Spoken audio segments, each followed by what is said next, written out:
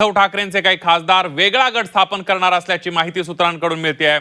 उद्धव ठाकरेंच्या कार्यपद्धतीवर खासदारांनी नाराजी असल्याची माहिती सुद्धा सूत्रांकडून मिळते आहे। दरम्यान आज दिल्लीमध्ये संजय देशमुख यांनी प्रताप जाधव यांची भेट घेतली आणि त्यामुळे वेगवेगळे तर्कवितर्क लावले जात आहेत।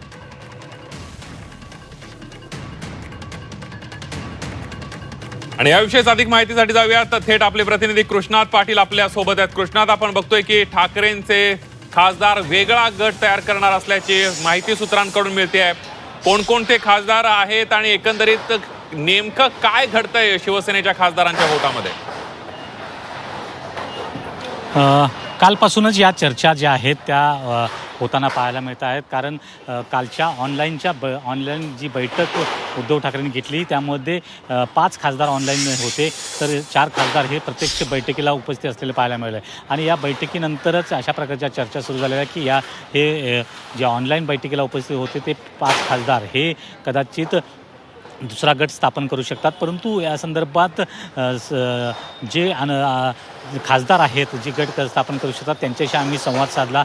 अगदी संजय देशमुख असतील किंवा नागेश पाटील आष्टीकर असतील किंवा भाऊसाहेब वागचुरे असतील, यांचं मत आहे की असं काही होणार नाही आहे। आम्ही आमच्या आपापल्या गावामध्ये आहोत आणि या संदर्भात त्या मतदारसंघात आम्ही असल्यामुळं कुठेही दिल्लीत नाही आहे। फक्त केवळ संजय देशमुख यांनी जी आज केंद्रीय राज्यमंत्री प्रतापराव जाधव यांची भेट घेतल्यामुळं नक्कीच एक आश्चर्य व्यक्त केलं जातं आहे। कारण ते उद्धव ठाकरे यांच्या बैठकीला ऑनलाईन बैठकीला उपस्थित राहतात, परंतु प्रत्यक्ष बैठकीला उपस्थित राहत नाहीत, परंतु थेट केंद्रीय राज्यमंत्री प्रतापराव जाधव यांची भेट घेतात जे शिवसेना शिंदे गटामध्ये आहेत। त्यामुळं अशा प्रकारच्या चर्चा ज्या आहेत त्या पाहायला मिळत आहेत। परंतु एक नियमानुसार जर पक्षांतर करायचं असेल तर साधारणतः किंवा दुसरा गट स्थापन करायचा असेल तर 2/3 इतकं बहुमत, म्हणजे 2/3 संख्या जर घेतली, 9 पैकी किमान 6 खासदार हे एकत्र येणं गरजेचं आहे, त्यानंतर गट तशा प्रकारचा स्थापन करू शकतात। त्यामुळं आतापर्यंत जे घोडं अडलेलं पाहायला मिळतं ते हा 6 आकडा जो आहे तो होणार की नाही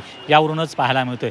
जर 6 खासदार एकत्रितरित्या आले तर हा गट स्थापन अगदी कृष्णा, मी तुम्हाला थांबवतो थोडंसं, कारण स्वतः ठाकरेंच्या शिवसेनेचे खासदार नागेश पाटील आष्टीकर आपल्या सोबत आहेत। नागेश पाटील साहेब, नेमकं काय चाललंय? तुमचे सुद्धा नाव येत आहे हा नवीन गट करणार अशी सूत्रांकडून माहिती मिळते, काय मत आहे तुमचं यावर?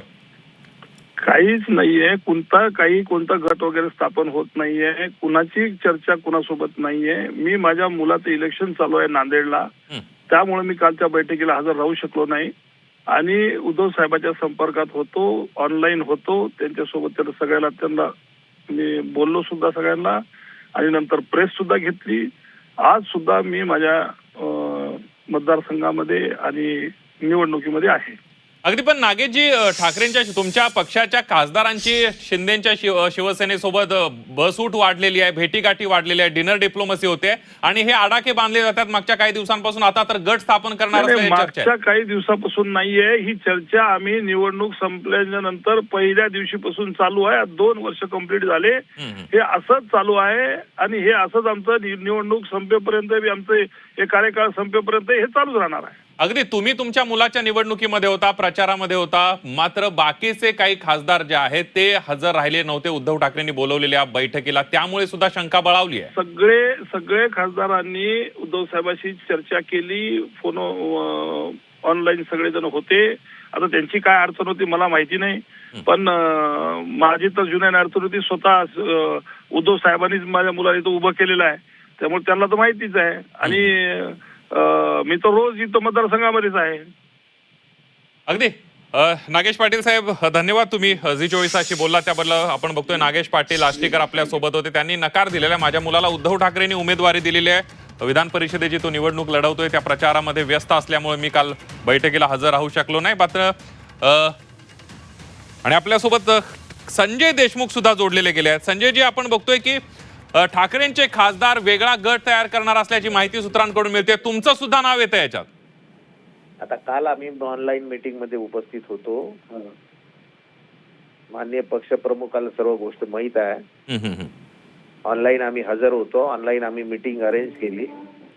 हे सर्व असताना आज मी प्रतापराव जाधवना भेटायला आलो, माझ्या त्या याचं काम असल्यामुळे त्या फार्मसी काउन्सिलचं, तर तुमचे मीडियावाले, झी टीव्ही वाले सर्व लोक तिथं हजरच होते। त्यांच्या समोर आलो, त्यांच्या समोर गाडीत उतरलो, त्यांच्यासोबत कॉफी घेतली, त्यांच्यासोबत चर्चा केली, प्रतापराव जाधवला भेटलो, पत्र दिलं आणि मी निघून आलो. लगेच मीडियाचं सुरू झालं की असं झालं, तसं झालं, हे झालं, ते झालं. अगदी असं करू नका. नाही नाही संजयजी काय विषय बघा, उद्धव ठाकरे तुमच्या पक्षाचे पक्षप्रमुख आहेत, त्यांनी बैठक बोलवली, तुम्ही ऑनलाईन उपस्थित राहिलात आणि तुमच्या विरोधी पक्षातल्या एका खासदाराला किंवा मंत्र्याला केंद्रातल्या तुम्ही भेटायला गेलात म्हणून शंका बळावलेली आहे. नाही, काहून भेटायचं नाही का मंत्र्याला?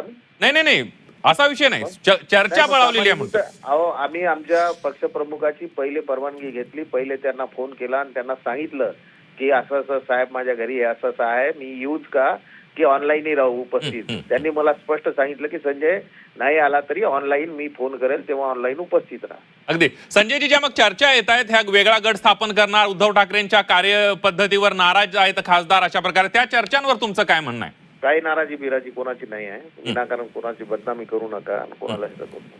सध्या तर नाही आहे कोणी ती नाराजी.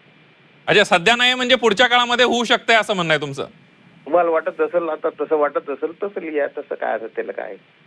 कोणाची असती तर मग आता सध्याचीच परिस्थिती विचारून आले ना तुम्ही. ठीक आहे. दुसरी पुढची परिस्थिती थोडी विचारून आली. अगदी संजयजी, धन्यवाद. तुम्ही झी 24 तासशी बोललात आणि तुमची भूमिका मांडली त्याबद्दल. आपण बघितलं ठाकरेंच्या शिवसेनेचे खासदार संजय देशमुख सुद्धा आपल्या सोबत होते, ज्यांनी सकाळीच प्रताप जाधवांची भेट घेतलेली.